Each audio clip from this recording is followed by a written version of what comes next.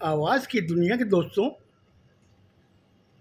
कल जो मैं आपको बता रहा था 2 तर्क मैंने दिए, उसके बाद में मैंने कहा कि अब मैं तीसरा एक बात और बता रहा हूँ। उसके बाद में मैंने कहा कि काफ़ी टाइम हो गया है, अब तीसरी जो तर्क है वो मैं कल बताऊँगा। इसीलिए मैं आपके सामने फिर हाज़िर हुआ हूँ। लेकिन आपसे एक चीज़ पूछता हूँ, जो 2 तर्क मैंने दिए, उसमें कहाँ तक आप लोग सहमत हो? अगर नहीं हो तो मुझे कमेंट्स करके बताइएगा, अगर हो तो भी कमेंट्स करके बताइए, उससे मेरा हौसला बढ़ेगा। अब तीसरे तर्क पे आता हूँ मैं। जिस समय इस ईश्वर ने जब इंसान की उत्पत्ति की, उस समय उन्होंने सोचा कि इंसान को अगर सही तरीके से नहीं बांटा गया तो ये आपस में लड़ेंगे, और लड़ेंगे इस कदर कि अपना जीवन पूरा ही बर्बाद कर लेंगे। तो उन्होंने क्या किया कि 4 भागों में बांटा। इंसान को उन्होंने 4 भागों में बांटा। कहा कि देखो, ये जो समुदाय है ये शूद्र है, जो गंदगी वगैरह जो है उनको साफ करेगा। और दूसरा उन्होंने कहा कि ये वैश्य है। वैश्य का मतलब होता है बनिया, वो व्यापार करेगा। और तीसरा उन्होंने बताया कि ये है क्षत्रिय, जो देश की रक्षा करेगा, लड़ने मरने के लिए हमेशा तत्पर रहेगा। क्यों, इनके अंदर जो मैंने शक्ति दी है वो लड़ने की शक्ति है। और बच्चा चौथा, तो ईश्वर ने काफ़ी देर सोचा, सोचने के बाद में कहा कि इसको हम लोग बनाते हैं ब्राह्मण। ब्राह्मण का मतलब ये होता है कि ये 3 जो समुदाय हैं ये इसकी सेवा करेंगे, इन्हें देवता तुल्य मानेंगे। हर अच्छे काम में, हर बुरे काम में इनका सम्मान होगा। इन्हें अपने घर बुलाएंगे, इनका सम्मान करेंगे और इनकी ईश्वर की तरह इनकी भक्ति करेंगे। अब शूद्र को जब काम मिला समुदाय को, तो वो अपने सफाई में लग गया। शूद्र का मतलब होता है कि नीची जाति का, जो मतलब कि गंदगी वगैरह उठाना, साफ सफाई करना, उसमें। और दूसरा जो था वैश्य, वो व्यापार में तल्लीन हो गया, व्यापार वगैरह करना और अच्छा समाज के अंदर नाम प्रतिष्ठा करना, अच्छे अच्छे मतलब कि धर्मशालाएँ वगैरह बनानी, सराय बनानी, कुएँ बनाने, वो सब चीज़ों के अंदर वो वैश्य लग गया। तीसरा जो क्षत्रिय था, उसको जब कोई भी लड़ाई वगैरह होती थी उसमें उनको तत्पर कर दिया जाता, उनसे कहा जाता था। उनमें बुद्धि नहीं होती थी, उन्हें याद दिलाना पड़ता था कि तुम क्षत्रिय हो, और वो उसमें लग जाते थे, अपनी जान की बिना परवाह किए उसी में लग जाते थे।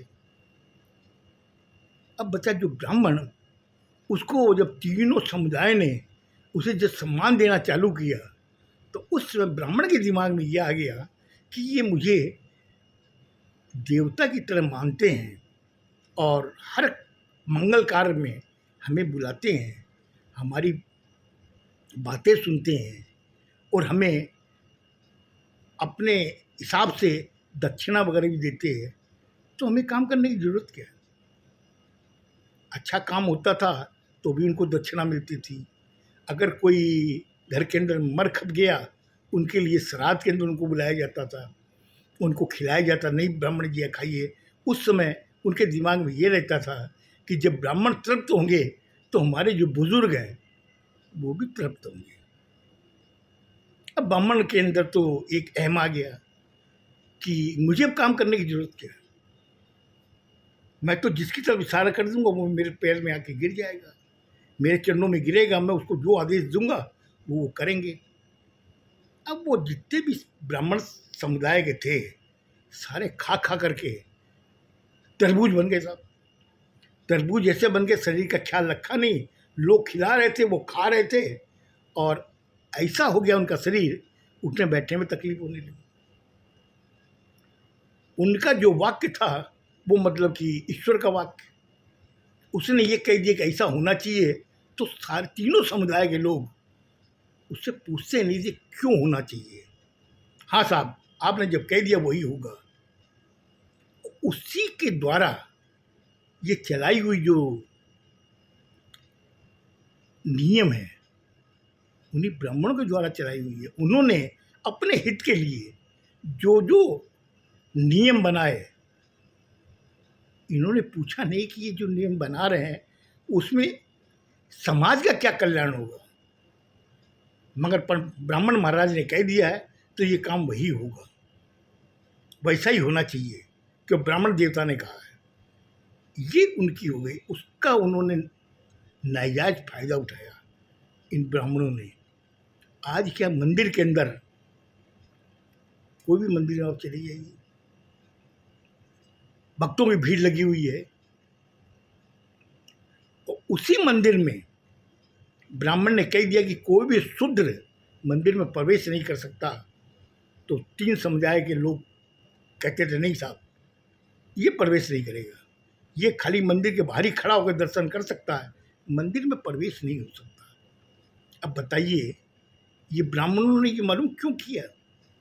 इसलिए कि ये शूद्र जो है ये सफाई करता है, ये क्या देगा, ये आके और गंदगी फैलाएगा, इसलिए उन्होंने उसको वर्जित कर दिया।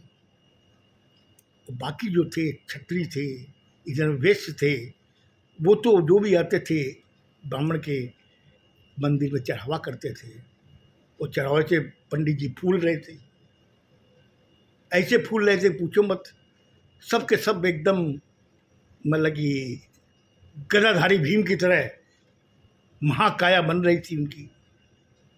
अगर कोई वैश्य आ गया, कोई बनिया आ गया या व्यापारी आ गया, उनके लिए स्पेशल ट्रीटमेंट दिया जाता था, और जो खड़े हुए उनको सबको हटाते थे, नहीं साहब पहले आप आइए। और वो कम से कम 11 किलो देसी घी के लड्डू का वहाँ प्रसाद चढ़ाता था, और डब्बों के ऊपर 2100 रुपये चढ़ाता था मंदिर में।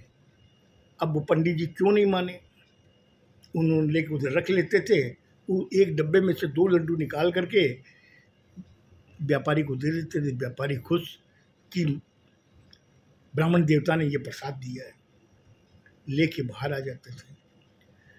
ये जो चीज़ें हैं ब्राह्मणों ने अपने हित के लिए बनाई, जबकि ईश्वर ने उन्हें कहा कि अगर आप ब्राह्मण रहोगे तो आपके द्वारा संचालित इस समाज में नेकी होगी, संस्कार होंगे, कोई तरीके का अत्याचार नहीं होगा, मगर उन्होंने उसका मतलब कुछ और निकाला। ऐसा निकाला कि वो सोच लिए अब इस समाज के हम ही करता रहता है। तो ये जो चीज़ें हैं जो तकलीफदायक भी है। अब आज मैंने आपको जो चीज़ें बताई है उसमें तीसरा जो तर्क थी वो मेरी रह गई। मुझे लगता है आज मैंने ज़्यादा टाइम ले लिया है। अब ये तीसरा तर्क मैं कल आपको बताऊंगा, सुनिएगा, अच्छा लगेगा। और ये जो मैंने आपको बताया है ये भी शायद आपने कहीं सुना होगा या पढ़ा होगा, लेकिन मैंने जो बताया क्या ये सही है? अगर सही है तो मुझे आप कमेंट्स कीजिए कि नहीं आपने अच्छा बताया। अगर गलत बताया तो भी आप इसके लिए क्रिटिसाइज कीजिए कि आप जो बोल रहे हो गलत बोल रहे हो। खुश रहो, स्वस्थ रहो, धन्यवाद।